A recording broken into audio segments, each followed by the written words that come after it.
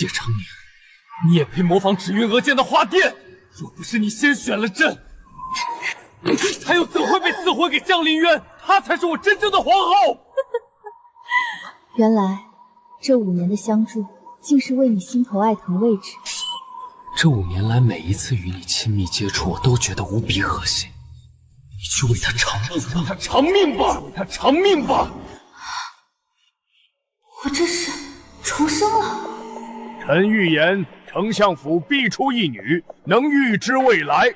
国师说的没错，我也知道自己就是天命女。我每日故意将这天生重瓣莲花遮住，而我的竖锦却在眉心画出火红羽凤，装出来的天命女当然配得上薄情的废王了。一个花钿如何能说芷云便是天命女？父皇，儿臣愿以当年您给的一道空白圣旨，求取丞相庶女谢芷云。那圣旨是江景和母妃舍命换来的底牌，没想到他竟为了谢芷云。谢长宁，此事你如何看？回皇后娘娘，瑞王爷喜欢我家庶妹，是谢家的荣耀。她只是庶女，担不起尊贵命格，望母后成全。你与长宁是青梅竹马，你如今……从前是儿臣将谢长宁当作妹妹，却不想让众人误会。好一个妹妹！太子周身龙气环绕，若没有我的气运加持，他拿什么争？既然他押上全部身家要庶妹，那我成全他吧。谢小姐留步，王爷有请。当初云儿向你求救，你便是让她在门外等足了3个时辰，如今这滋味好受吗？上一世军机不可耽误，所以我才拦下他。他大获全胜，却记恨我。我知道你也重生了，谢长宁。虽然你恶毒善妒，但毕竟夫妻一场，我不会赶尽杀绝。你若放不下我，待我与云儿大婚后，可纳你为妾。江景和，你我重生最好的结局是你走你的阳关道，我过我的独木桥。论起寻仇，也该是我找你。既然你们定了亲，我自会跟你避嫌。你的死是我过激了，可倘若你不模仿云儿在额间画花钿，我又如何会暴怒？只要你这次安分守己，王府便有你一席之地。我们也曾有过恩爱时光，只要你不觊觎皇后之位，当个宠妃也。你我桥归桥，路归路，我谢长宁断不会为妾。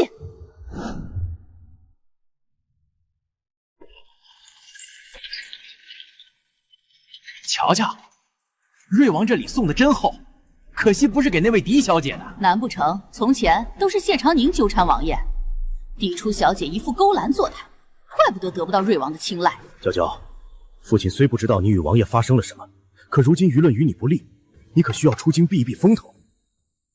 我先前不是没想过躲到慈恩寺中，可这是躲不得。造孽呀！当初便不该将芷云接回。儿时您便偏心将我寄养在边疆，如今瑞王倾心于我，父亲也要夺过给姐姐吗？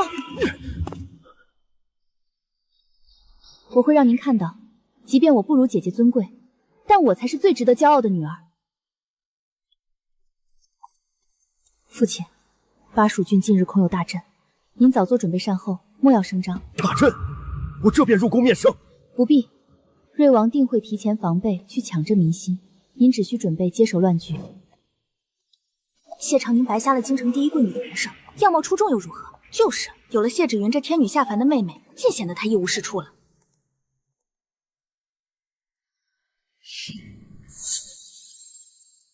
姐姐，皇后也该轮到我当了。你才是真正的天命女又如何？只要我有记忆，我也可以是天命女。你说说，这样好的命格，你却要故意藏起来，让我再替你收下来。你以为我做皇后是因为江景恒是皇帝？有没有可能你们本末倒置了？你这张嘴，这张脸真让人讨厌！芷云，谢长宁，我警告你，再伤害芷云，我便让你连妾都做不了。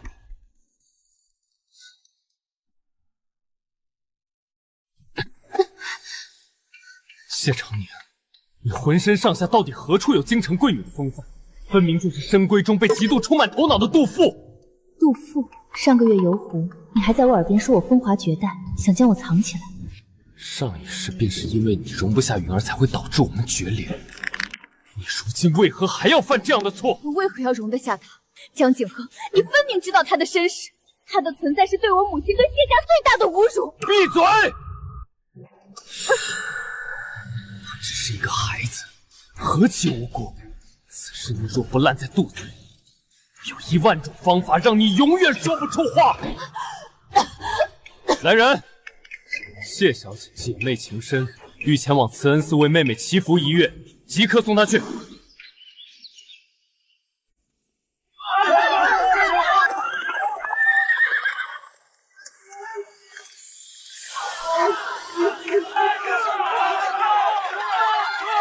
都住手！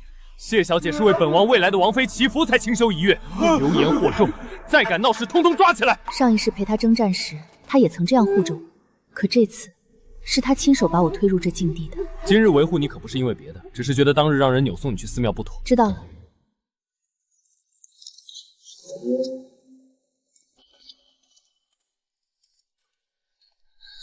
不过离经处理灾情，怎么就让你受了这样的委屈？瑞王爷，丞相府庙小，容不下王爷与王妃，只愿下月王爷大婚后，别再来找老夫和女儿的麻烦。大婚后，本王会找时间来与丞相商量，将长宁嫁给我做妾的事。你景航，你怎么不顾体面？丞相一生忠君为民，你毁约另娶便罢了，还要他唯一的女儿做妾，未免侮辱我臣。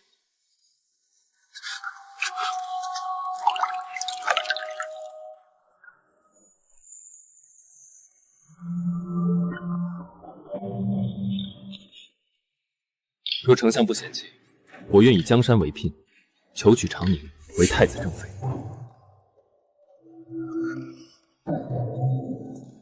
承蒙殿下厚爱，我愿意。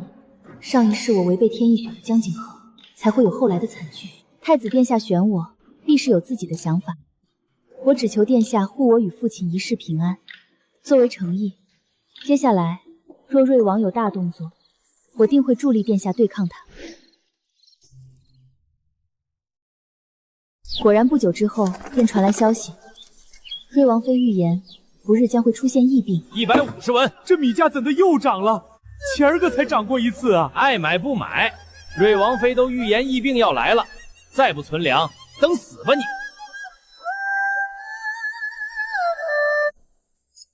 各位，瑞王妃乃是上天眷顾的天命女，预知未来救苦救难。如今预言疫病，那是给咱们凡人指路。快去瑞王府求平安符吧！金银花竟然要1两银子，你爱要不要？这哪是救命药，这是吃人血啊！说起来，一平之事非同小可。我这几日忧心忡忡，夜夜难眠，就怕没能提前提醒百姓，让大家遭了难。王妃娘娘心善，这般福泽哪里是旁人能比？不像某些人轰占着嫡女的名头，身上却半点福泽都没有，只知道冷眼旁观。就是真天命女和假的自然不一样。谢大小姐还是安分些吧。王妃既然夜不能寐，想必是忧心那哄抬的粮价和药价，不知王妃可有良方解决？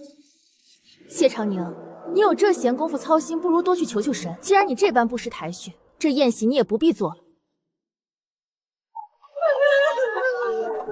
小姐，他们太过分了，明明您才是真正的。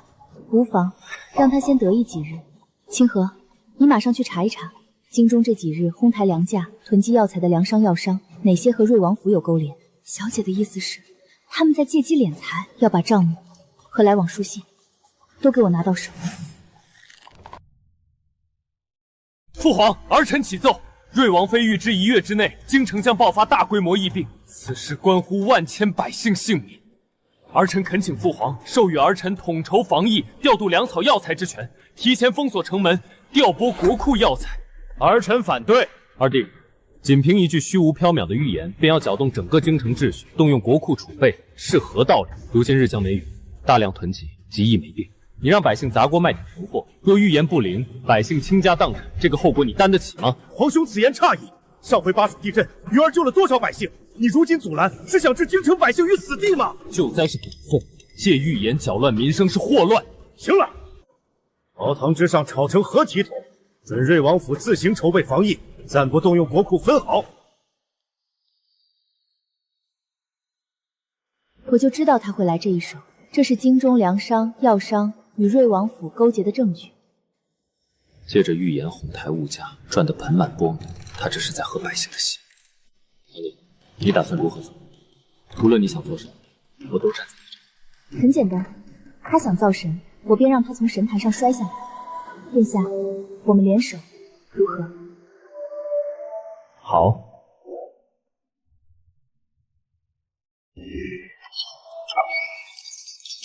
王爷息怒，太子殿下就是嫉妒我能预知未来，怕我抢了他的风头。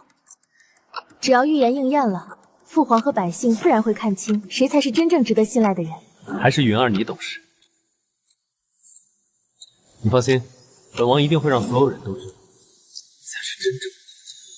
奇怪，上一世明明就是这时候爆发的疫病，怎么到现在还没动静？你去找几个游医到周边村落散播谣言，就说出现了怪病，再找人在市井添油加醋，务必让恐慌闹大。10两金子，少一个子儿也别想拿走这救命药。这可怎么办才好？药越来越贵了。娇娇，这流言越传越凶，百姓都快乱了，我们不能坐视不管啊！父亲别急，越是这个时候，越不能乱了阵脚。您以丞相名义下令，让京兆尹严查造谣者，抓到一个重罚一个，掐断源头。那百姓手里的粮和药，开我们丞相府的粮仓，以平价向百姓售卖粮食，再拿出府里存的药材，平价售出，先稳住民心，谎言自会不攻自破。还是谢大小姐心善啊！瑞王妃说要闹疫病，外头的粮价都涨到天上去了。要不是丞相府，我们全家都要饿死了。谢大小姐才是真正的菩萨心肠，那些造谣的才没有好心。谢长宁，你到底什么意思？云儿好心提醒百姓防疫，你却在这里平价卖粮，故意拆他的台，是不是？瑞王殿下这话可笑，百姓被你们的预言逼得买不起粮食，我平价售粮救民于水火，何错之有？倒是殿下借着一句预言哄抬物价，看着百姓倾家荡产却无动于衷，你还有脸来质问我？你不过是嫉妒云儿。我知道你心里还是有我，你折腾这些动静，不过是想引起我的注意，让我多看你几眼，对不对？你说什么？只要你现在低头认错，不再和云儿作对，等我和她大婚后，我便纳你为侧妃，给你仅次于她的尊荣，如何？瑞王殿下怕是忘了，我是堂堂丞相府嫡长女，金枝玉叶。你让我给一个名不正言不顺的庶女做妾，我谢长宁就算一辈子不嫁，也绝不会给你江景恒做妾，更不屑于抢你们偷来的那点荣光。谢长宁，别给脸不要脸！皇帝，你当着这么多百姓的面，对未来的太子妃动手动脚，是何居心？我们走。江景真对谢长宁终究是不一样的，如果那贱人真的回头，我抢来的一切都会化为泡影。这个贱人，我就知道他贼心不死，一直惦记着王爷，惦记着我的天命女名头。娘娘息怒，现在不是生气的时候，咱们得想办法把脏水泼到谢长宁身上，让王爷彻底厌弃他，让百姓都恨他。你去找些人在市井里散播谣言，就说谢长宁嫉妒我，心生歹念，说他不仅暗中囤积药材哄抬物价，还打算偷偷往井里投毒，好让疫病真的爆发，证明我的预言是错的。我要让全京城的百姓都恨死这个毒妇。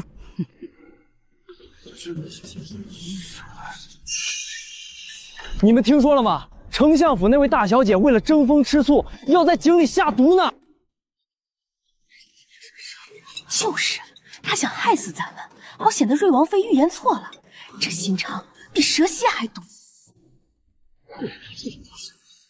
怪不得他平价卖粮，原来是想把咱们聚在一起毒死啊！哦，找他算账去！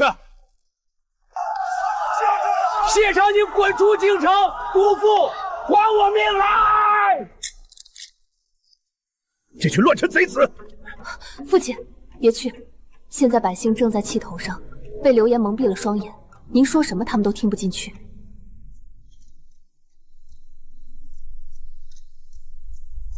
把散播谣言的源头全都给我抓起来，查清楚那些造谣者和瑞王府的往来，所有书信、银钱交易一个都不能少。属下领命。谢芷云，你想玩阴的，我就陪你玩到底，看看最后谁身败名裂。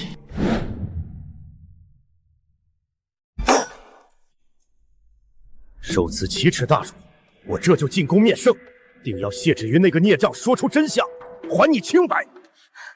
父亲，您先别急，现在一瓶预言还没到期，您此时进宫，百姓只会觉得我是被戳中痛处才反咬一口，根本没人会信。那谢芷云就是个白眼狼，当年若不是你母亲心软，她早就死在边疆了。如今竟然这样害你，这点委屈算什么？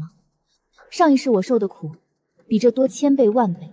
我现在要的不是一时的清白，我要让他和江景恒彻底摔进泥里，再也爬不起来。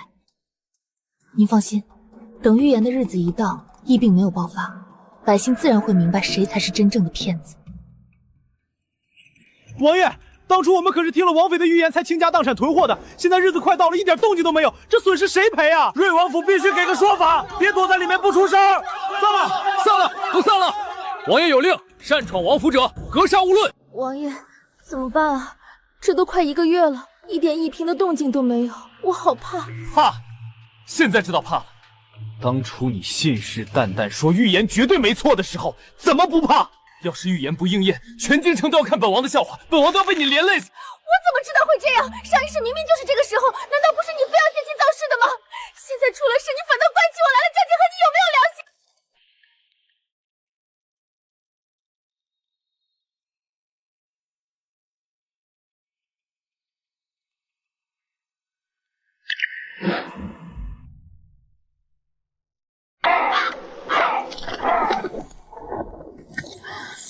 我要你帮我做一件事。最近京城有几个因风寒去世的百姓，你把死因伪造成疫病，出具假的验尸文书。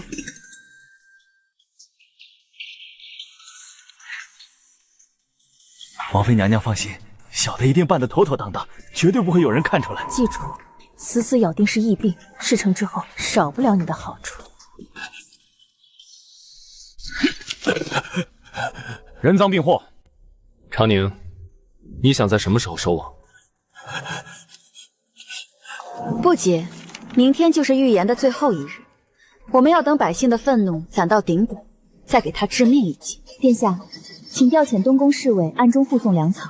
明日大戏开场，我要让瑞王府再无翻身之地。骗子！什么天命女？我砸锅卖铁存的粮全烂了，还我血汗钱！这就是你们说的救命药！我儿子连学都上不起了，瑞王妃滚出来偿命！王爷，怎么办？他们要冲进来了，我好怕！你快想想办法。办法？本王能有什么办法？这就是你说的天命预言。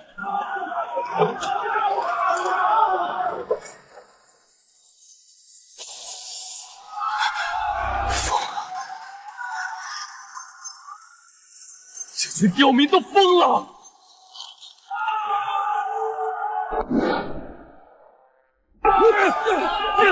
开门，让谢芷云那个骗子出来！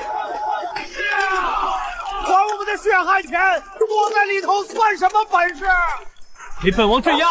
谁敢再往前一步，直接给本王打！出了事，本王担着！万也万万不可呀！外面都是手无寸铁的百姓，若是真的动了手，事情就彻底闹大了。到时候皇上那边也没法交代呀！本王管不了那么多，难道就让他们拆了这瑞王府吗？给我打！禁军听令，护卫现场，不准伤民。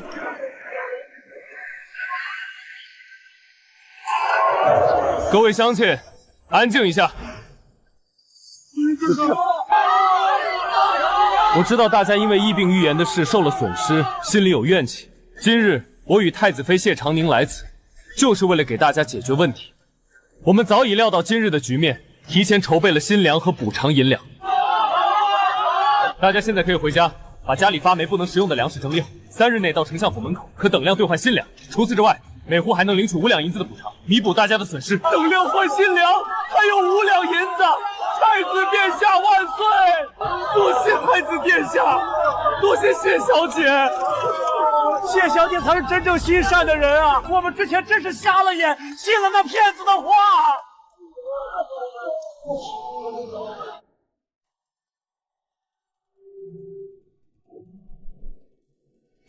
假天命女，骗子，滚出来！之前的地震预言，怕也是瞎猫碰上死耗子，拿百姓的命当赌注。你们瑞王府要遭天报应的，遭天报应！凭什么？凭什么他谢长宁就是救苦救难的菩萨，我就是人人喊打的骗子？云儿，别冲动，现在出去只会让局面更乱，给本王带着。我待不住，毁了我的一切，我要撕了他的脸！谢长宁，是不是你？是不是你在背后搞鬼，让一饼没有发的？是我，你又能如何？我就知道是你，就是嫉妒我，嫉妒王爷爱我，嫉妒我是天命女，所以才故意毁了我的预言，是不是？谢芷，你到现在还不明白？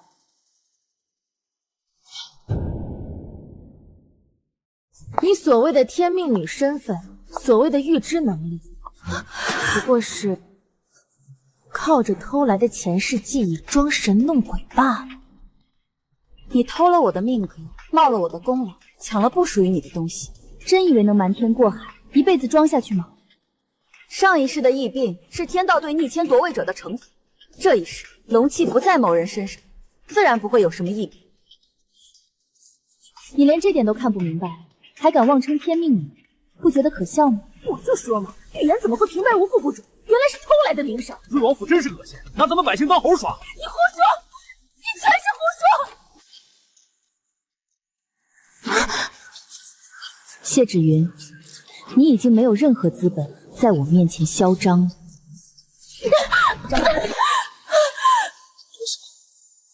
谢长宁，你好大的胆子！警告过你多少次，不准再伤害云儿！是不是真的以为我不敢对你怎么样？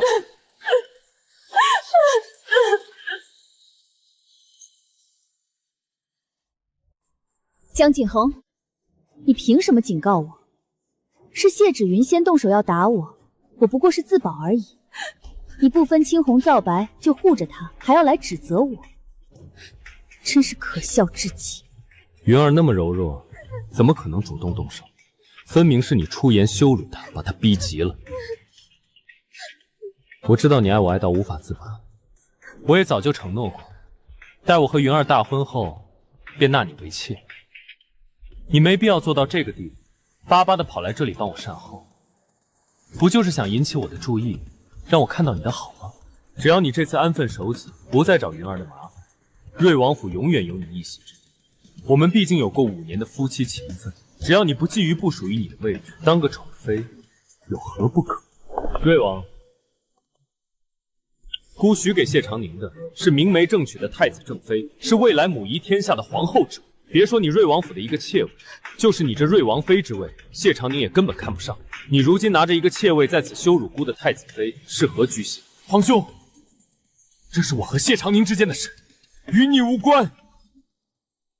我们青梅竹马一起长大，还有过5年的夫妻情分，轮不到你来插嘴。说什么？轮不到姑？谢长宁如今是父皇亲封的太子妃，是姑的未婚妻。江景恒当众对谢长宁出言羞辱，动手动脚，就是对姑不敬，对皇室无礼，怎么就与姑无关了？江景恒和谢芷云借着一句虚无缥缈的预言哄抬物价，让万千百姓倾家荡产，如今被反噬不想的弥补过错，反倒在这里对着帮你们收拾烂摊子的人说三道四，简直不知廉耻。民如水，水能载舟亦能覆舟。你们操控舆论托举自己的时候，可曾想过会有今日的下场？我有无能，这种人也配当王爷？就是，害得我们差点饿死，还有脸在这显摆王爷威风？长宁，我知道你就是在跟我赌气，就是怪我娶了谢芷云，所以才故意跟皇兄走得这么近，想气我对不对？上一世的事都过去了这么久，如今你也出了气，就别再任性了。想待在我身边，就该安分守己，别再拿皇兄当幌子。听话。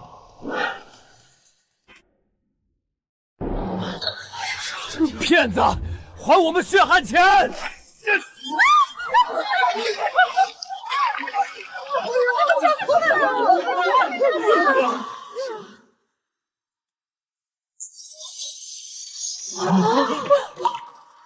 本不想这么早暴露天命女的身份，没想到人算不如天算。别这，这本本就是属于你的荣光。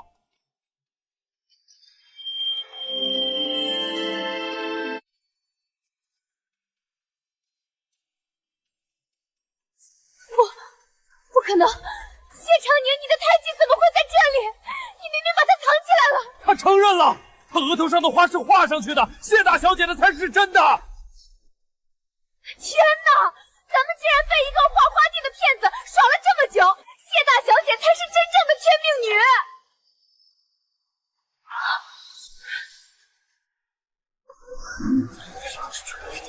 我的天，瑞王妃的花店是画的，遇水就化了。谢小姐的胎记是真的，天生的重瓣莲花。国师不是说天命女额间有天生异象吗？我知道了，瑞王妃的花地是假的，谢小姐的胎记是真的，谢小姐才是国师预言里真正的天命女呀！怪不得巴蜀地震时是丞相府第一时间备好善后，原来谢小姐早知天意，疫病预言也是谢小姐和太子拦着咱们，才没让咱们赔死。倒是那假货骗咱们倾家荡产。谢小姐救我们于水火，谢小姐多谢谢小姐救我们于水火。大家快快请起，长宁只是做了分内之事，当不起大家如此大礼。今日之事，还请大家暂且不要声张，以免惹来不必要的麻烦。长宁在此，谢过各位。谢小姐放心，我们嘴严得很，绝对不会乱说话。您就是我们百姓的福星，我们绝对不会给您惹麻烦。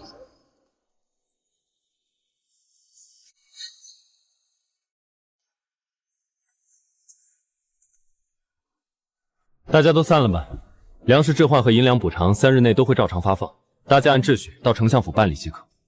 是，多谢太子殿下，多谢太子妃。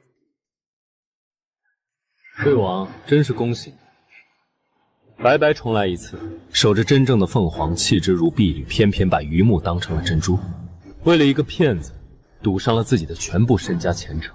江景寒，你真是愚蠢至极。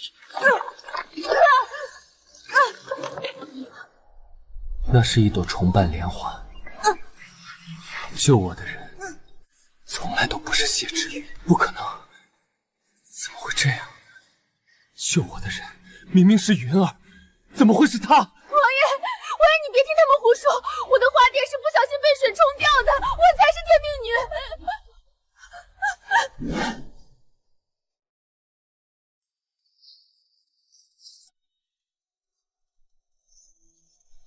回丞相府，走。太子殿下，谢小姐，奴才可算找到二位了。陛下有旨，宣二位即刻入宫觐见，不得有。看来瑞王府门前这一场闹剧，不仅揭穿了谢芷云的假面，也终于惊动了深宫里的那位。头前带路。是。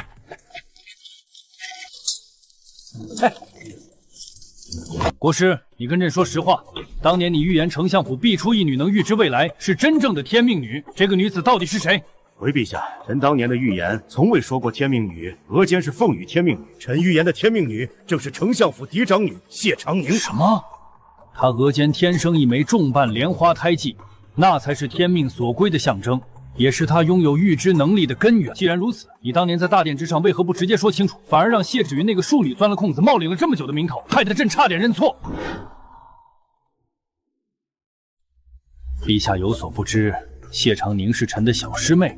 也就是丞相夫人林氏的独女，你明知朕的心思，为何不说？当年师妹临终前特意嘱托臣，千万不要泄露长宁的天命女身份。林氏为何要如此？师妹说，木秀于林，风必摧之。长宁过早暴露身份，只会给他招来杀身之祸。臣只能遵守遗愿，只给预言，不点其名。原来如此，可臣也没想到，那谢芷云竟如此大胆，用画出的凤羽花天蒙蔽众人。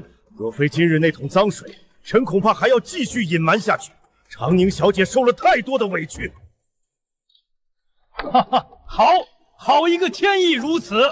朕就说，能心怀百姓，处变不惊，有如此格局与手段的女子，才配得上真正的天命女。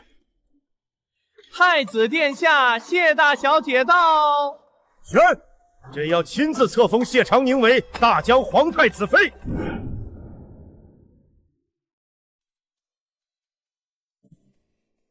参见陛下，愿陛下万岁万岁万万岁！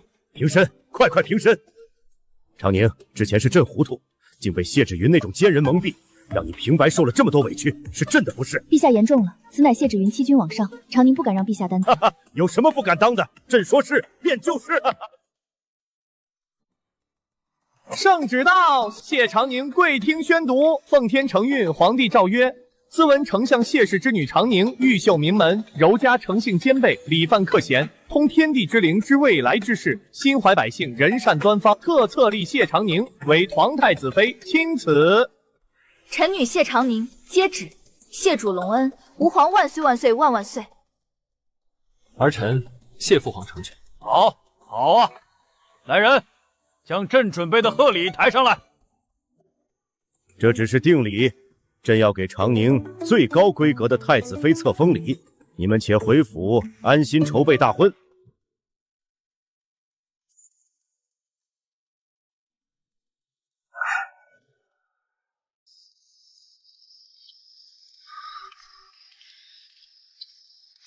王爷，您听鱼儿解释，那都是谢长宁使的妖法。王爷，开门啊！王爷，您不能听信那群贱民的胡言乱语。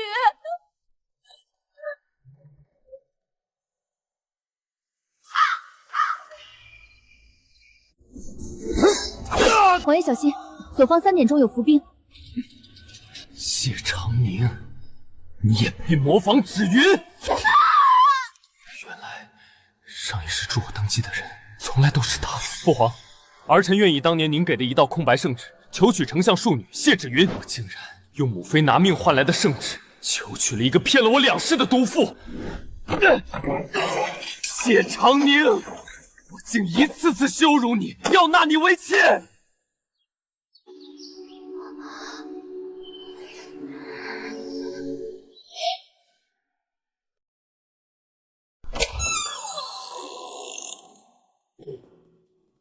王爷，你终于肯见鱼儿了，你饿不饿？鱼儿这就去。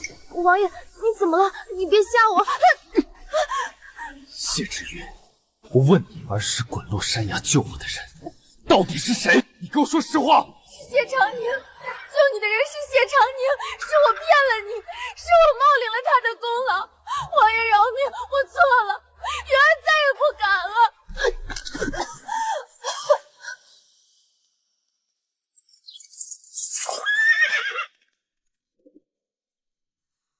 瑞王殿下留步，我家小姐有令，不见外客，尤其是您。谢长宁，娇娇，你出来！我知道错了，是我瞎了眼，是我被奸人蒙骗，求你出来见我一面，给我一个解释的机会。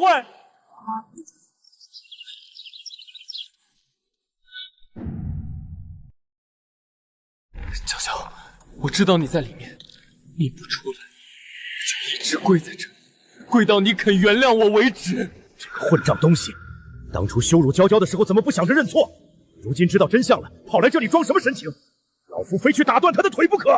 父亲别去，他要跪就让他跪着，左右累的是他自己的膝盖，与我们何干？可就跪在府门口，若被过往百姓瞧见，岂不是又要传出什么难听的闲话？传话给江景恒，就说我与他早已桥归桥，路归路。如今我是父皇亲封的太子妃，他若再这般纠缠不休，便是对太子不敬，对皇室无礼。若还顾念皇室体面，就立刻滚开，别在这里污了丞相府的门楣。瑞王殿下，请回吧。娇娇，我知道你还在生我的气，只要你肯原谅我，我什么都愿意做，哪怕是废掉和谢芷云的婚事，我也心甘情愿。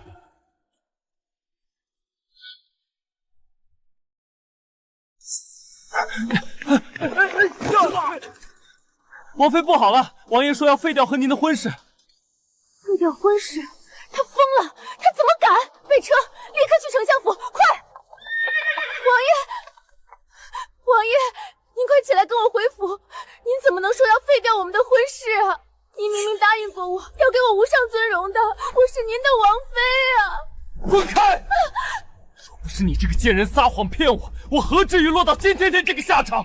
我和娇娇之间全都是被你毁了，你竟然还有脸来这里纠缠！听说了吗？瑞王跪在相府门口求饶呢，说要休了那假天命女。哼，早干嘛去了？眼瞎心盲，放着真凤凰不要，把个骗子当心肝，真是报应。如今看人家当了太子妃，又去攀附，这瑞王的脸皮比城墙还厚。就是，这个逆子简直是丢尽了我皇家的脸面。传朕旨意，让江景恒那个畜生立刻滚回府去。陛下息怒，奴才这就去办。告诉他，禁足瑞王府3个月，无诏不得出府。若再敢靠近丞相府半步，这就削了他的王爵。奉天承运，皇帝诏曰：瑞王江景恒不顾伦常，失了体统，当众喧闹，有辱皇室尊严。即日起禁足瑞王府3月，闭门思过。王爷，请吧。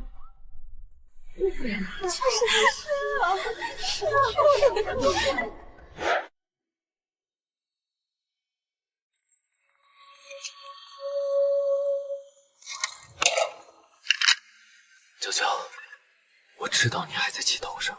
上一世你陪了我整整5年，助我登基，那份情谊怎么可能说散就散？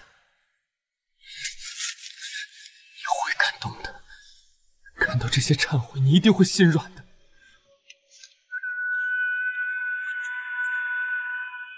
无论花多少银子，必须送到谢长宁手里，快去！小姐，这是瑞王府的小厮偷偷送过来的信，全是写给您的。拿下去，一把火烧了。以后再有瑞王府送过来的东西，不用通禀，直接处理掉就好。就这么不想看江景恒的信，不怕里面有什么要紧的事？一个骗了我2世，害我惨死的人，能有什么要紧事？无非就是些假惺惺的忏悔罢了，我看都懒得看，脏了眼睛。你能这么想，最好不过。左右再过些日子，你就是我的太子妃了。这些不相干的人不必放在心上。我自然知道，比起看那些没用的信，我更在意我们的大婚。哪里有不妥的地方，殿下可要多费心。放心，你的事我事事都会亲力亲为，绝不会让你受半分委屈。这么久了，也该回信。他一定是在怪我，信里写的不够深刻。没关系，娇娇，我写到你肯回信为止。你只是在赌气，对，你只是在跟我赌气。信呢？回信呢？为什么一封回信都没有？王爷饶命！丞相府门禁森严，咱们的人连路口都靠近不了，送进去的信都被直接丢出来了。他一定是在等我亲口去解释。等禁足结束，我一定要亲自去接他回来。你看这件怎么样？上面的凤凰纹样是让上衣局特意改的，用金线换着孔雀羽线，阳光下会有流光。你若是不喜欢，有别的。殿下费心了，这件就很好看，我很喜欢。还是太子殿下真心待我们娇娇，之前那个瑞王简直是瞎了眼。是啊，娇娇苦了这么久，终于能有个好归宿了。你喜欢就好。还有混房的布置，我让人把东宫寝殿重新翻修了。你看看格局，若是不喜欢哪里，我立刻让人改。殿下怎么知道我喜欢玉兰树？上次和你逛御花园，你在玉兰树下多站了一会儿，我便记上了。左右你嫁过来之后，东宫就是你的家，自然要处处都合你的心意。多谢殿下，事事都为我考虑的这么周全。你是我明媒正娶的太子妃，是我要共度一生的人。我不为你考虑，为谁考虑？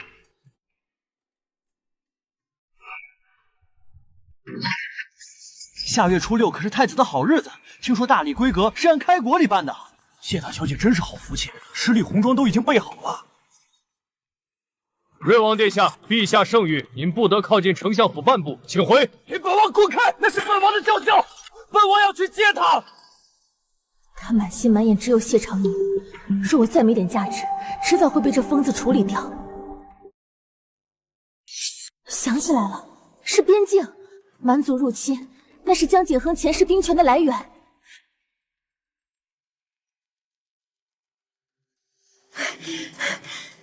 你进来做什么？滚出去！王爷，我有大事要跟您说。1月之后，蛮族会大举入侵，爆发一场前所未有的大战。你还敢跟我谈预言？上次一平的事，你害得我还不够。王爷，上一世您就是靠这场仗拿到了兵权，才有了和江陵渊抗衡的资本，这是我们唯一翻身的机会。若我能立下战功，父皇便会重新看重我，长宁也会知道江陵渊那个废人根本护不住大江。云儿，若是真的，等我凯旋归来，我定给你无上尊荣，绝不负你。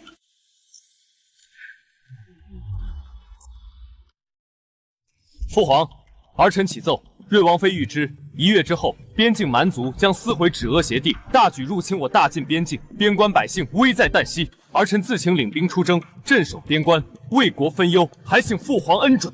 又是预言，上回疫病还没闹够吗？简直荒谬！边关这10年何时起过战事？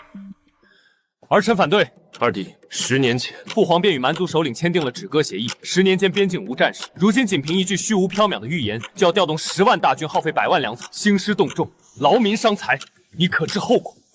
上一次巴蜀地震，云儿的预言就应验了。难道要等蛮族大军打过来，我们再做准备吗？到时候边关失守，无数百姓惨死，这个责任你江陵渊担得起吗？担不担得起，也轮不到你用一句预言来裹挟朝堂。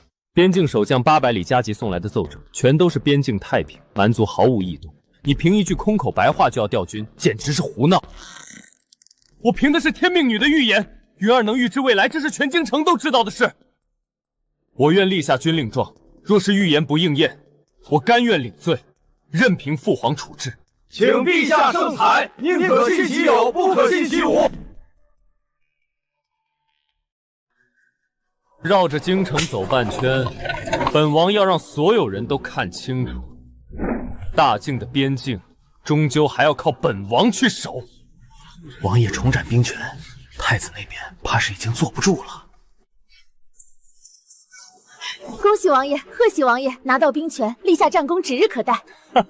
还是多亏了你云儿，若不是你预知战事，本王也拿不到这个机会。等我凯旋归来，因为你请功，让天下人都知道你才是真正的天命女。我不要什么尊荣，只要能陪在王爷身边，帮王爷达成心愿，就心满意足了。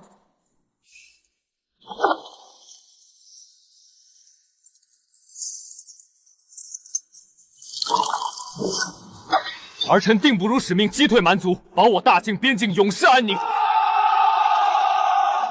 大军已经出发了，你就一点都不担心？时常有什么好担心的？他这一去，注定是无功而返，甚至还会惹下滔天大祸。我等着看就是了。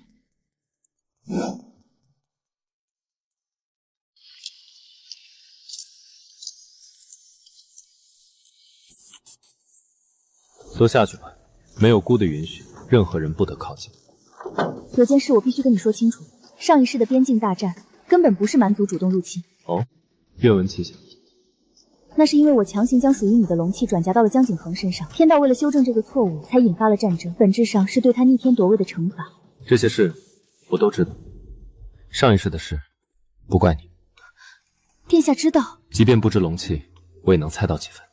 这一世我没有帮他，龙气一直在你身上，天道没有需要修正的错误，这场蛮族入侵根本不会发生。江景恒带着10万大军，注定白跑一趟。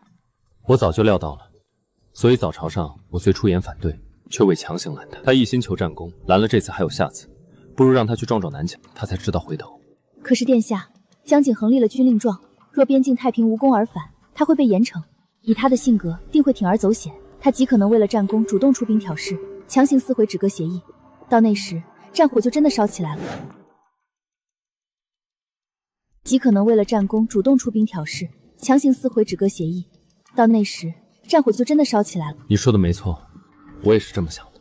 所以，我们必须尽快想出应对之策。在他出发前，我就已给边境守将传了密信，让他们严守边关，没我的命令，绝不许配合江景恒擅自出兵。同时，我让禁卫秘密监控他的一举一动，任何异动都会8里加急报我。我还在大军里安插了人手，江景恒若敢擅自开战，他们会第一时间拦阻，即便拦不住，消息也能立刻传，我们好提前合围。殿下连这都想到了，殿下果然思虑周全，是我多虑了。不是你多虑，是你太了解他了，有你提醒，我才能万无一失。左右他这去，翻不出什么浪花。长宁，我们只需安心筹备大婚。蛮族动向如何？大军集结在何处？事后可有带回敌袭的消息？回将军，末将等日夜监控，边境沿线风平浪静，蛮族各部都在正常放牧，连零星的越境摩擦都没有。不可能！瑞王妃明明预知1月之内蛮族大举入侵，怎么会一点动静都没有？是不是你们监控不力？末将不敢懈怠，确实毫无意图。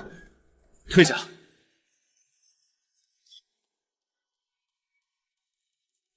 咱们带了10万大军来喝西北风，这都快1个月了，人影子都没见着。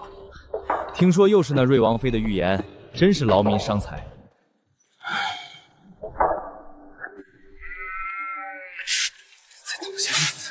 再等些日子，又要我等，期限已经到了。将军，如今1月之期已到，蛮族毫无动静，再等下去也不是办法，不如率军回京向陛下请罪，或许能从轻发落。请罪？本将军立下了军令状，现在回去就是自投罗网。将军绝不回去，信这样打不起来。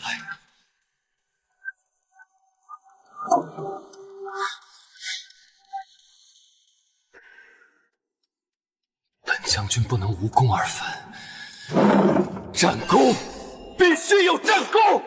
既然蛮族不主动来，就逼他们来。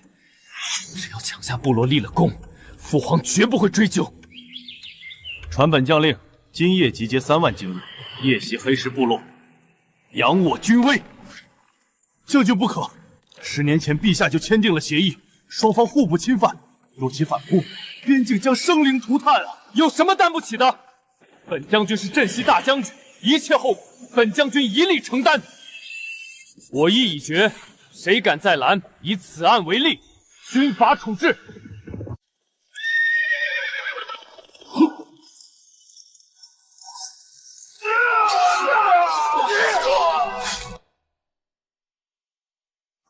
王，黑石部落被大靖军队屠杀了，妇孺不留，牛羊被抢，全部落都成了焦土。大晋撕毁协议，无故杀我族人，传我命令，集结所有部落大军，我要亲自领兵血洗镇藤关，向大晋兴师问罪。快，将此捷报800里加急送回京城，向父皇报喜。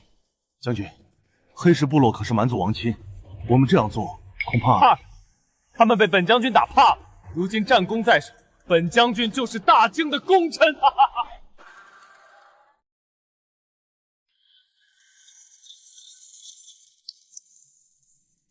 快开城门迎战！本将军不信挡不住这群蛮子。将军不可啊！士兵们皆知是您先屠了人家部落，事出无名，军心已散。情况不妙，我也先离开这儿吧。关城门，死守，谁也不许出战。逆子，这个逆子，朕让他去镇守，他竟敢擅自撕毁止戈协议。蛮族8万大军压境，若是镇年关破，朕的江山还要不要了？父皇息怒，当务之急是平息蛮族怒火，保边境安宁。儿臣请命，愿作为大靖使臣，亲赴蛮族王庭议和。李渊，蛮族首领正在气头上，你此时前去，怕是有性命之忧啊！儿臣身为大靖太子，保家卫国是分内之事，何惧危险？此事因江景恒而起，理应由大靖道歉并赔偿。若一味开战，只会让百姓生灵涂炭。太子殿下深明大义，臣等附议。好，朕准了。朕给你全权处置之权，只要能退兵不割地，其余你皆可做主。儿臣遵旨，定不辱使命，平安归来。殿下，可是出了什么事？边境那边是不是出问题了？我已经向父皇请命，作为使者前往蛮族王庭议和。今日来是跟你告个别。议和？蛮族正在气头上，你现在去太危险了，能不能换个人？蛮族要的是诚意，唯有孤这个太子亲临，方能最快平息战火。换了扒人，怕是连王场都进不去。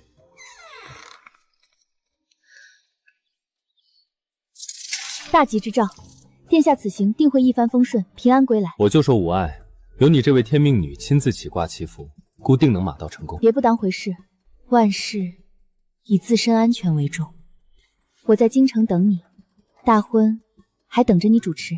好，我记住了，定不负归期，风风光光娶你过门。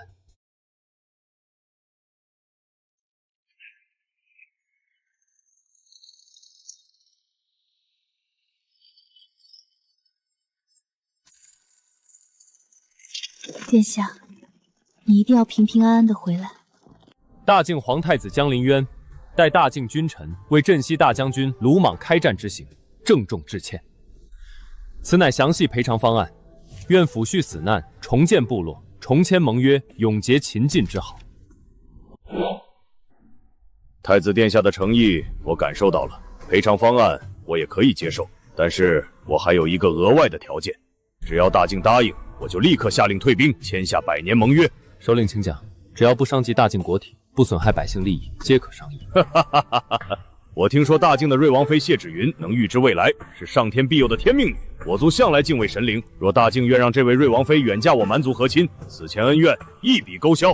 首领，此事事关重大，谢芷云乃大靖瑞王正妃，是父皇亲封的皇家儿媳，孤不能擅自做主，需回京禀明父皇，方能给首领答复。好，我给太子3天时间考虑，3天后和亲，则盟约成，否则那便战场上见。殿下，瑞王妃毕竟是皇家颜面，若真送去和亲，京城那些老臣怕是要闹翻天啊！颜面重要，还是边境百姓的性命重要？战事因他的假预言而起，让他和亲，付出代价。江景恒，你拼命想护住的宝物，如今成了你唯一的救命稻草。我倒要看看这一次你还护不护得住。800里加急，送往金轮殿，倾城父皇。等王爷凯旋的消息传回，这京城的贵女们都得来巴结我。到时候我还要去那谢长宁面前走一走。那是自然，王妃娘娘预言神准，王爷这次定能封侯拜相。谢芷云毕竟是朕亲赐的瑞王妃，若是把皇家的儿媳送去和亲，这天下人该如何议论朕？议论皇家薄情寡义。可若是不答应，蛮族8万铁骑压境，国库空虚，数10万百姓又要陷于那个水火之中。这场祸事本就是谢芷云那个假预言引来的。立刻传朕口谕，召丞相、谢相、国师速速入宫商议。二位爱卿，你们看此事该如何处置？蛮族首领点名要谢芷云去和亲，那个害死我夫人、屡次暗杀长宁的孽障，死在关外才好。陛下，臣以为答应蛮族的条件并无不妥。谢芷云并非真正的天命女，她去和亲，跟保边关安宁，也算是她将功补过了。启禀陛下，这是瑞王从边境送回来的请罪奏折。好，好得很，朕真是生了个好儿子。他在奏折里说，只要能恕他的罪，他愿意将谢芷云远嫁蛮族和亲。自己脱罪，连自己的正妃都能毫不犹豫地推出去换命，他还有半分皇上的体面吗？拟旨，废除谢芷云瑞王妃之位，册封为和硕公主，命其3日后启程，远嫁蛮族和亲，以平息两国战事。传旨公公，带上侍卫，立刻前往瑞王府宣旨，一刻也不得耽误。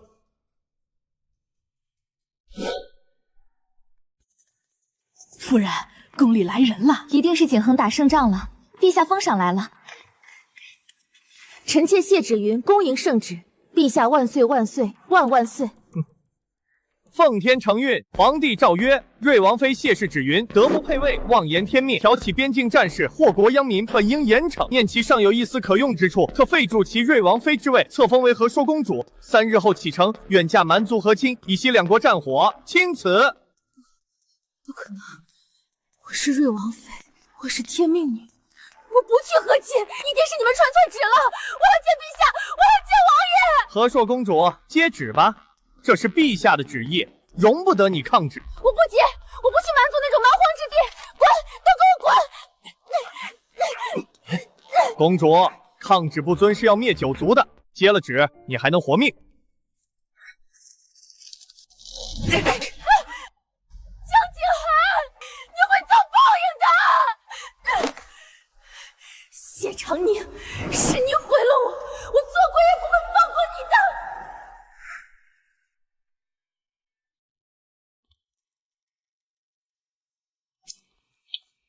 可是为了太子和长宁的大婚，陛下，老臣今日不是为了婚事，是有一件瞒了陛下10几年的欺君之罪，要向陛下坦白，令陛下治罪。爱卿，这是为何？陛下，被送去和亲的谢芷云根本不是老臣的女儿。你说什么？那是当年夫人省亲途中被地痞玷污后产下的孽种，夫人因此郁郁而终。老臣念及她身上有一半夫人的血脉，不忍杀生，才谎称庶女养在府里。谁知她狼心狗肺，害我长宁，更惹出边境祸事，是老臣养虎为患，请陛下赐死。谢芷云竟不是谢家骨肉，那江景恒为了这么一个孽种，竟然弃长宁于不顾。那个逆子为了一个地痞的种，赌上了全部前程，甚至要和朕的太子反目，简直是天下第一大蠢货。此事不怪你，你是一片仁厚之心，被那孽障利用了，是朕糊涂，竟让那个假冒的庶女在朕面前蹦跶了这么久，委屈你，更委屈了长宁。国师，谢相方才所言谢芷云身世一事，你是否知情？他到底为何能屡次预知未来？陛下，谢相所言句句属实。谢芷云生父乃心术不正的地痞，当年玷污了臣的小师妹，也就是丞相夫人，才生下此女。丞相夫人就是你师妹？是，师妹临终特意嘱托臣，定要护好她的亲生女儿谢长宁。真正的天命女从来只有长宁小姐，她额间的重瓣莲花胎记是天生灵脉，那是预知能力的根源。谢芷云血脉肮左，根本不可能承接天命，她那些预言不过是靠着重生的记忆偷来的。好一个骗子！江景恒那个逆子，为了这么个冒名顶替的女人，竟要弃天命女于不顾，简直是愚蠢至极，无可救药。传朕旨意，800里加急送往边境，收回江景恒镇西大将军兵权，罢免其所有官职，令其即刻孤身回京，不许带一兵一卒。罢免兵权，孤身回京。父皇，这圣旨定是弄错了，本将立过战功。王爷，太子殿下早有密令，请吧，王爷，不许延误片刻，这是陛下的死命令。我是皇子，我本该是未来的皇帝。谢芷云，谢长宁，我江景恒竟被一个女人耍了！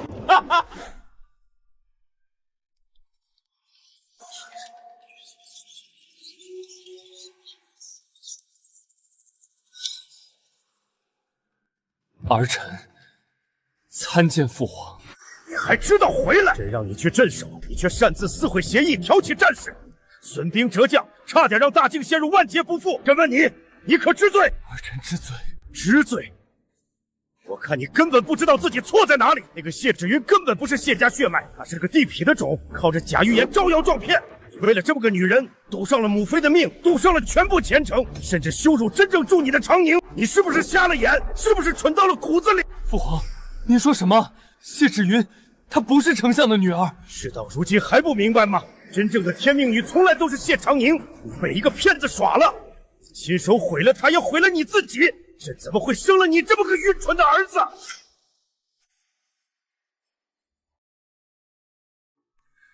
原来我才是那个笑话！来人，把他拖下去，关入天牢，活着听候发落。你被一个骗子耍了，你亲手毁了他，也毁了你自己。不行，我要去找长宁，他一定会原谅我的。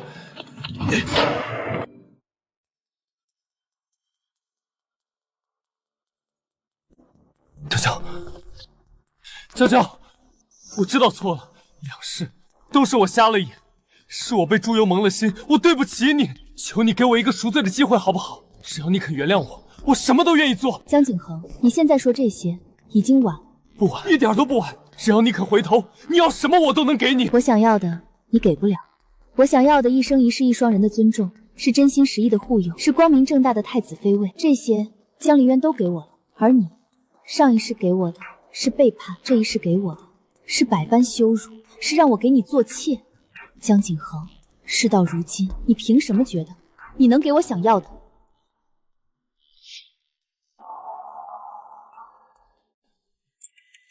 娇娇只是生我的气，只要父皇收回圣旨，只要她还没嫁给江凌渊，我就能把她抢回来。对，只要圣旨没了，一切都能重来。父皇，儿臣求您收回册封谢长宁为太子妃的圣旨，求您成全儿臣和长宁。逆子，你简直是疯了！谢长宁是朕亲封的太子妃，是你未来的皇嫂，你竟敢觊觎嫂嫂，眼里还有没有纲常伦理？父皇，儿臣是真心爱长宁的，求父皇给儿臣一个弥补的机会。只要您成全，儿臣愿一辈子镇守边关，永不回京。你以为朕我不知道你的算盘？你哪里是爱她，觊觎她天命女的身份，想靠她预知未来的能力谋夺皇位，这点狼子野心，当朕瞎了吗？来人，江景恒不顾伦常，觊觎储妃，狼子野心，不知悔改。即刻起，削去其宗室爵位，贬为庶人，禁足于府中，无诏不得出，任何人不得探视。父皇，娇娇，你看，那秋千我给你修好了，你回来，我就带你去玩。主子，您吃点东西吧，您都3天没吃饭了，再这么熬下去，身子会垮的。垮了又如何？我现在这个样子和死了有什么区别？娇娇嫁给了太子，我成了庶人，我江景恒这辈子彻底完了。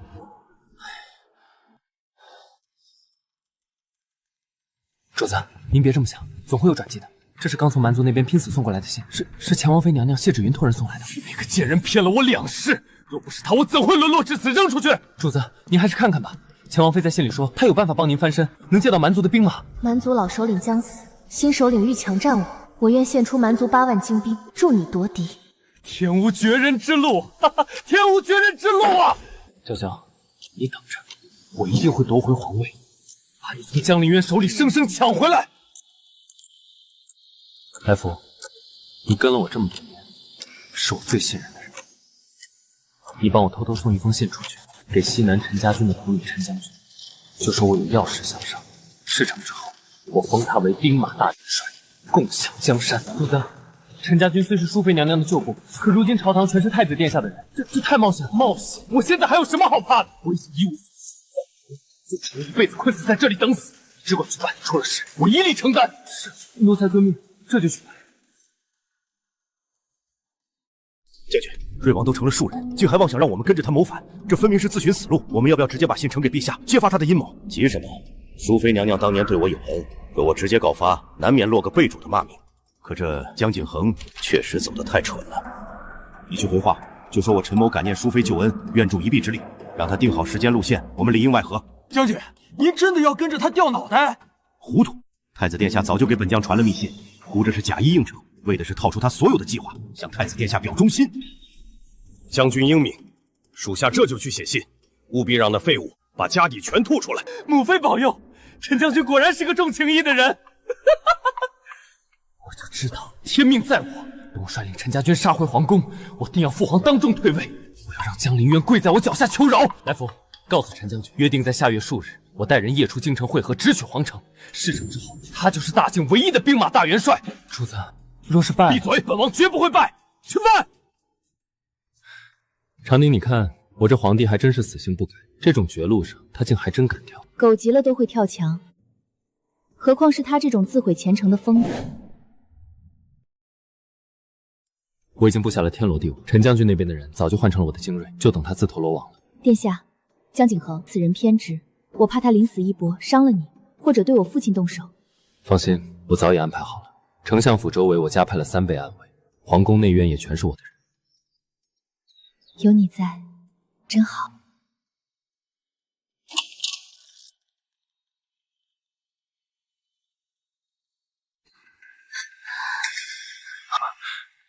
长宁，怎么了？大半夜跑过来，可是哪里不舒服？我预知到了，江景亨要反了。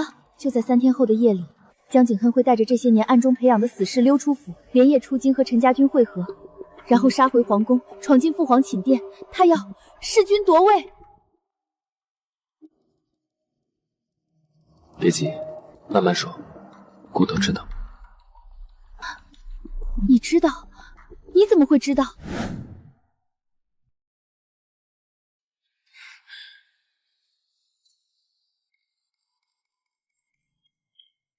从江景恒联系陈将军的那一刻起，江景恒的所有计划就全都在姑的掌控之中了。3天后的夜里，西城门出京，十里坡会合，这些陈将军早就一五一十地报给姑了。西城门、十里坡，还有皇宫内外，姑都布下了重兵。江景恒溜出王府的那一刻就会被盯上，他以为的援军，其实早就成了姑的人。只要江景恒一到十里坡，便是插翅难飞。原来你早有安排，是我大惊小怪，半夜跑过来打扰你了。你能第一时间想到我，说明你已经把姑当成了可以依靠的人，姑心里真的很开心。你是我未来的夫君，我不依靠你，还能依靠谁？长宁，你真的愿意接受姑了？圣旨都下了，大婚在即，况且这几个月你为我做的一切，我都看在眼里。殿下，不好了！瑞王提前行动了，江景恒带着死士已经溜出了瑞王府，正往西门的方向去了。倒是比姑预想的急了些。传令下去，按原计划行动，收网。江陵渊，你要去哪里？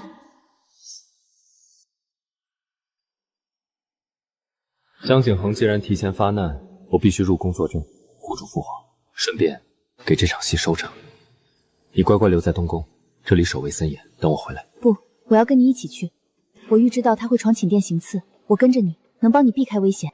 好，但你必须寸步不离跟着我，不许乱跑，听到没有？好，我答应你。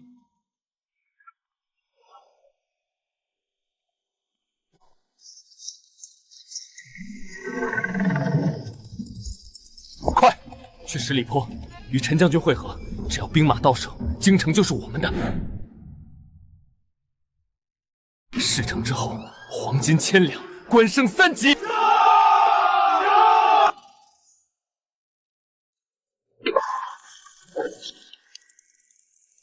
陈将军果然守约，大局定矣。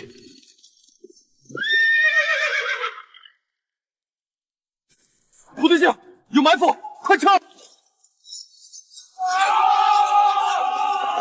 江景恒，你以为本将真的会陪你掉脑袋？本将早已归顺太子，今日此处便是你的断头台。竟敢骗我！我杀了你！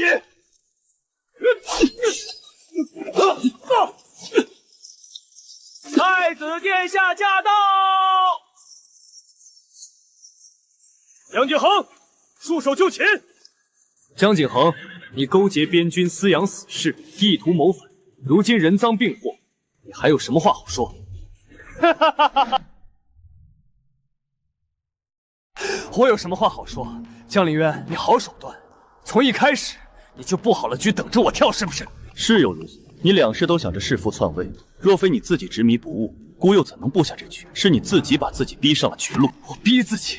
若不是你抢走了娇娇，抢走了皇位，我怎会如此？谢长宁本该是我的妻子，皇位本该是我的，是你抢走了我的一切。够了！你还知道叫朕父皇？朕从未亏待过你。你母妃舍命救朕，朕给了你无上荣宠，可你呢？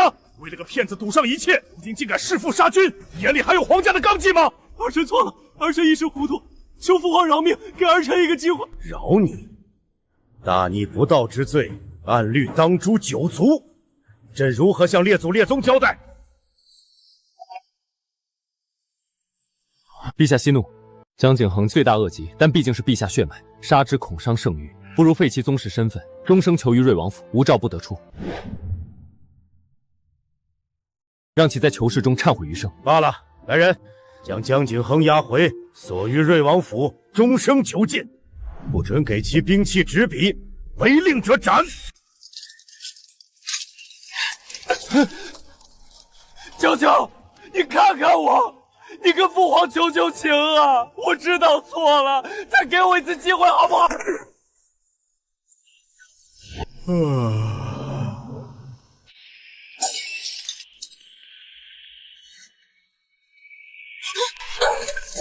不好了，江景恒逃了，快全城搜捕！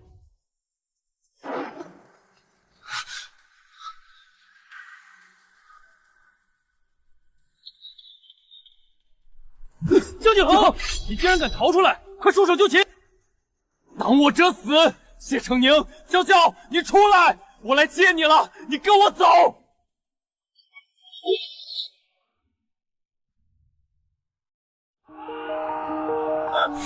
护卫，护着小姐。父亲，别怕，没事的。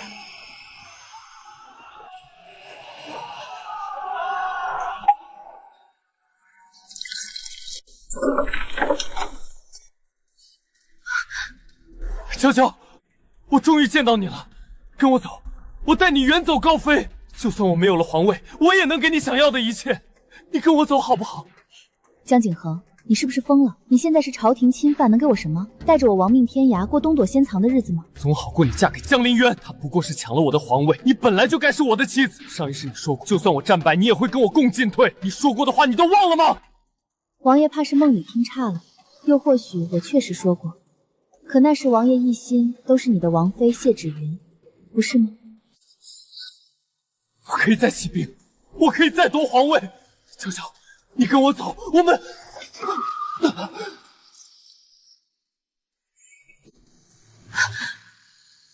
孤的女人本就是名正言顺的皇后，还需要你个乱臣贼子来给？再让我听到你喊她的小字，我就把你的舌头拔出来。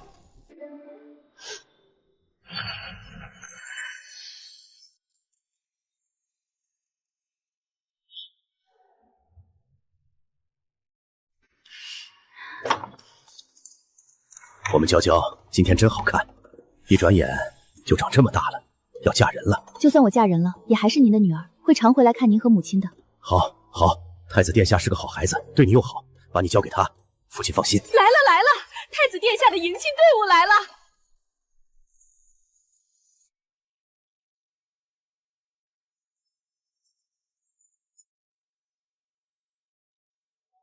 对吧？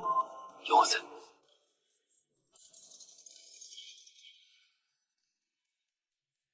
这是天作之合，大靖之福啊！太子殿下千岁，太子妃娘娘千岁。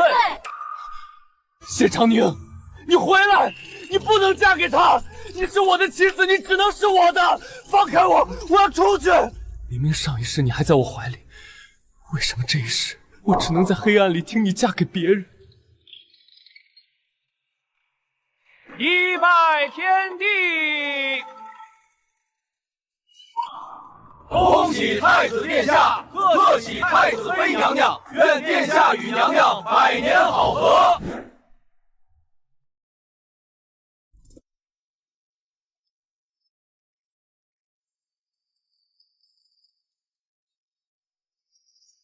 长宁，我最后问你一次，可是真的愿意嫁我？我愿意。我知道上一世的伤太深，你嫁我，或许一半是为了报恩，一半为了安稳。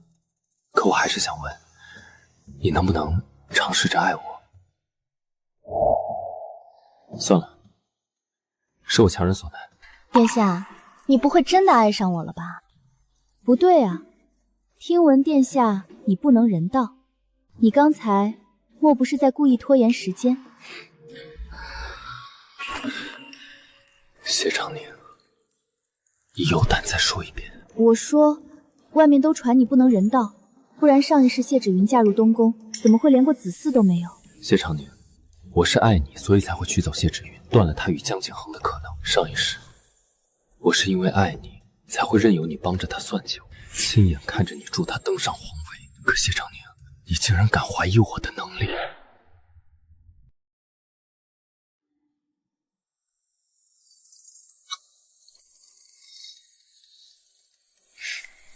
醒了，睡得好不好？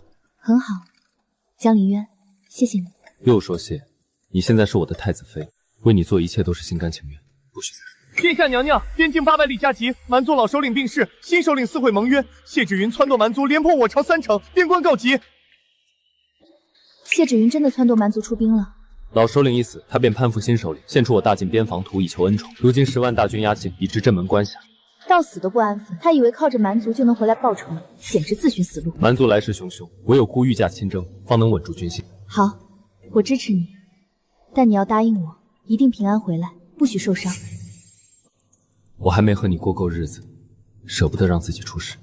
父皇，蛮族犯我边境，儿臣愿御驾亲征，平定乱贼。好，朕封你为兵马大元帅，统领20万精兵，即刻开拔。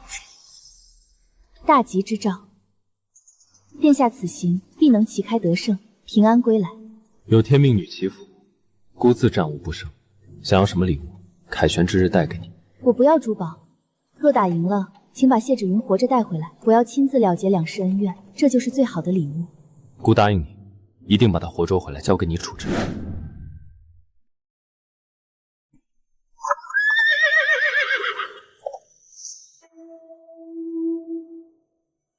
长宁，等我回来，京城的一切就交给你了。殿下放心，我定会守好京城，等你凯旋归来。出发！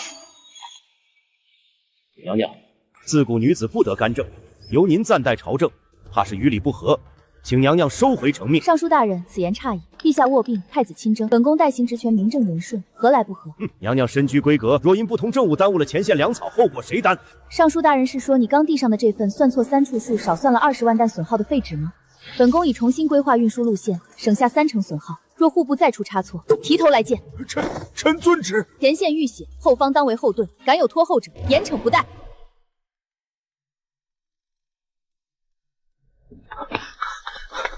娘娘，大喜！太子殿下大胜归来，已至京郊10里坡。备车，本宫要亲自去城门口迎殿下凯旋。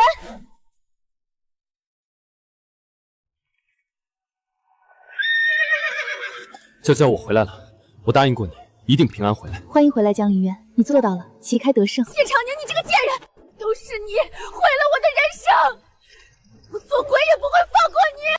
殿下一路辛苦，我们先进城，回宫再说。好，都听你的。这次在边境，蛮族设了伏兵，但我们早有防备。辛苦你了，在边境吃了这么多苦。不苦，一想到你在京城等我，我就什么都不怕了。你打算何时见他？如何处置？明日去天牢见他最后一面，了结两世恩怨。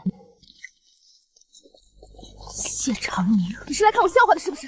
别得意，若不是你，我绝不会落到今天这步。事到如今，你还觉得是我害了你？难道不是吗？明明是同一个爹生的，凭什么你是嫡女受尽宠，而我只能寄人篱下受尽白眼？谢芷云，你错了，我们是同一个母亲，却不是同一个父亲。你胡说八道什么？我们怎么可能是同一个母亲？我爹明明是丞相，是谢相。谢长宁，你少在这里骗我！我骗你做什么？事到如今，你觉得谢家还有什么值得我编造谎言去骗你的？你爹根本不是我父亲，他不过是个路边的流民地痞。当年我母亲省亲回京途中，见天色已晚，好心收留了那地痞，可那畜生却恩将仇报，起了歹念，趁着护卫书玷污了我的母亲，这才有了你这么个孽种。我的母亲就是因为被那地痞玷污，觉得此生蒙羞，郁郁而终，早早的就去了。这不可能！你撒谎！你以为为什么你从小养在丞相府，却像个透明人一样，得不到父亲半分宠爱，甚至被送去边疆多年不闻不问？因为你和你那个禽兽父亲害死了他最爱的妻子。谢相留你一命，不过是念在你身上流着母亲的一点血脉，觉得你稚子无辜罢了。不可能，这绝对不可能！谢长宁，你骗我，你就是想让我崩溃，故意编谎话骗我。我不信，我一个字都不信。你信也好，不信也罢，这就是事实。你可以自欺欺人，但你骗不了天。谢芷云，你活了2世，怎么会一点消息都不知道？是不是你心里早就清楚，只是不愿意承认？我没有，我不是地痞的女儿，我是相府庶女。原来那些话是真的，我不是相府的血脉，我只是个流氓的种。上一世，父亲就是因为一句稚子无辜，才一再纵容你。可你呢？你不仅不知感恩，反而恩将仇报，最后联合江景轩灭了谢家满门。这笔账我记了2世，你觉得我该怎么跟你算？姐姐，我真的错了，求你给我一次机会，我下辈子做牛马报答你。下辈子？我不信什么下辈子，我只信现实报。你害了我2世，害了谢家满门，这笔账总要在这辈子算清楚。不过你放心，我宅心仁厚，不杀你，也不伤你，反而要送你一份大礼，让你得偿所愿，一辈子待在你心心念念的瑞王身边。谢长宁回来，你到底要给我做什么？你去找最好的纹身师傅，在谢芷云的额间纹一枚和我一模一样的重瓣莲花胎记。是。纹好之后，把他送到瑞王府，关着江景恒的那个院子里，让他们白头偕老。是。对谢芷云这种人来说，死太便宜他了。我给你带了你最爱的红豆糕，贱人，都是你骗了我，我掐死你！王爷，是我是芷云，你放开我，我不是谢长宁。我的娇娇，你终于回来看我了，你别不让我知道错，我真的知道错了。放开我，我不是谢长宁，我是谢芷云，你看清楚。看得开心吗？你怎么来了？走路都没声音的，吓我一跳。我看你出了宫，就跟着过来了。没想到我们堂堂太子妃竟然跑到这里来看2个疯子的热闹。还行吧，就是少了点瓜子，不然更有意思。怎么样？我这个处置方法是不是比直接杀了他们更解气？是，解气得很。让他们在这里互相折磨，生不如死，确实是最好的惩罚。只是你看了这些，心里会不会不舒服？不会，看着他们落到今天这个下场，我2世的恩怨就都了结了。